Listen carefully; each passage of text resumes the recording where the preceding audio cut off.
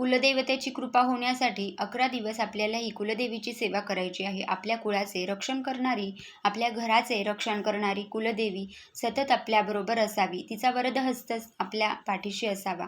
म्हणूनच आपल्याला ही सेवा करायची आहे. त्यासाठी आपल्याला एक नारळ घ्यायचा आहे.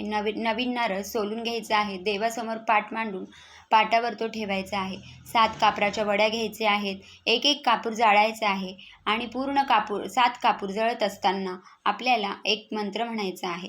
तो म्हणजे ओम चैतन्य कुलदेवता जागृत जागृत स्वाहा.